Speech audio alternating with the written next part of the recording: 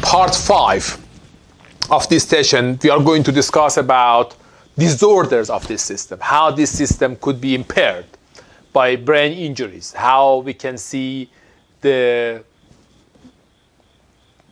impairments in this perfectly well-designed, engineered system, and how people who are suffering from different levels of injury to the system are suffering from kind of perceiving the right information from the environment.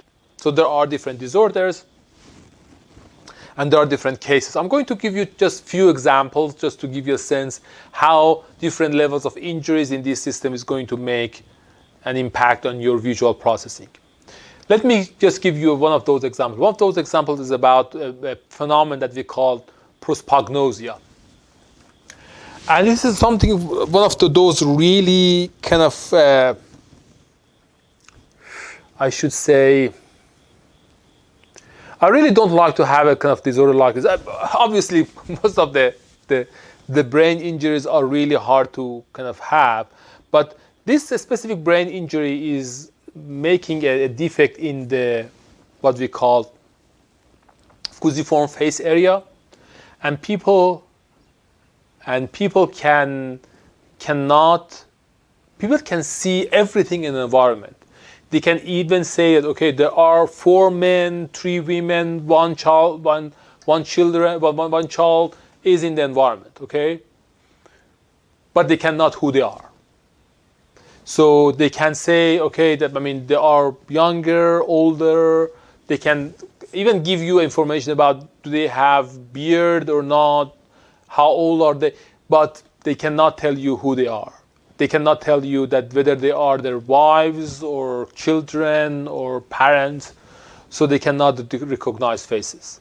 And that's an injury that caused by injury in the fusiform face area. And there are cases that they have this kind of really devastating brain disorder in a way that people cannot see faces. So from the neuroscience point of view, that's interesting that these people can see everything, but they cannot just recognize faces. That's the kind of really well-defined. And one of the reasons that we have this specific, really specialized type of deficit is that probably the area that is processing face in our brain is one of the most advanced and most well-nourished and most sophisticated parts of the human brain, because we collect huge amount of information from face. And that part of the brain is a really large, well-nourished, supported area in the brain because of the really important processing that are happening there. And it's really kind of, even I might say, it's a really fat area in the brain. And then you have injury on that really large part of the brain, then the process would be gone, and then you realize that what is the level of information, what is the importance of the level of information that we are recording from the face, and how people could be devastated without that level of information that we perceive from the face. There are some other deficits in the ventral pathway, in the Watt pathway in the brain. We can have color blindness, cortical color. We have most of the cases of color blindness that we have are basically color blindness because of the cones, some deficits in the cones that they have. So they are peripheral color blinded people. But there are a few cases of cortical color blindness. So they have deficit in their visual system, mainly in the V4 areas, V3A areas. These areas are related to the color perception. And then in the lateral occipital cortex, we have object agnosia, and people cannot recognize the objects. What are the objects? And then in the fusiform face area, we have prosopagnosia, which is people that cannot perceive faces. And this is exactly what we have for the color blindness. For the color blindness, they can see the shades, they can see the figures, but there is no color. They cannot perceive color. And these are people who have been experienced, who had the sense of color before, but now they do not have, because of the injuries, they do not see the color right now. Or there are some other deficits like this one, which is called motion blindness in the MT area. If you have motion blindness, what you see from an object that is coming towards you is just something like snapshots of an object that is approaching you, but you have no idea that is something in the motion. So you cannot have a feeling of motion. You just have snapshots of things that are happening without having any sense how these things are connected to each other. And you can imagine how that is going to be really hard for those people who are, especially when they want to go across the streets or go to the areas that they need to have a sense about the motion around themselves. Then we can have areas that are related to kind of being able to coordinate different movements in the eyes in a way that they would be coordinated really well. They call it optic ataxia.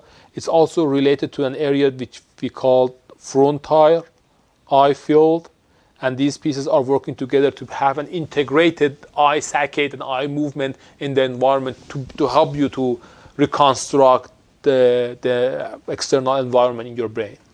And then those who have problems in this part of the system, mainly in the right side, they have what we call visual neglect. And when we have visual neglect, when we ask them to basically copy this cat, what they can copy is they just copy the half of the cat. So they neglect one part of the visual field. And even when they, something like they shave their face, they just shave one piece, one side of their face. Or when they put makeup, they just put makeup on the one side of the face, not the other side of the face. And that's amazing how these visual neglect kind of problems could make impact to the daily life in a way that even sometimes when you give them a plate of food, they just eat one piece of the plate. And when I was kind of a medical student, I was thinking, that's just amazing. That's not going to happen because they can see it from different angles, and then they will start to kind of eat the other part. But I've seen cases that it's amazing that they just see one. It's not just seeing, they can see the entire environment. That's amazing. So they can see the environment, but they just neglect that they are supposed to do something with that kind of the things that are happening in the environment. It seems that those pieces are not in their action. So they are not supposed to do with anything with those pieces of the information in the environment. So we call that neglect or visual neglect.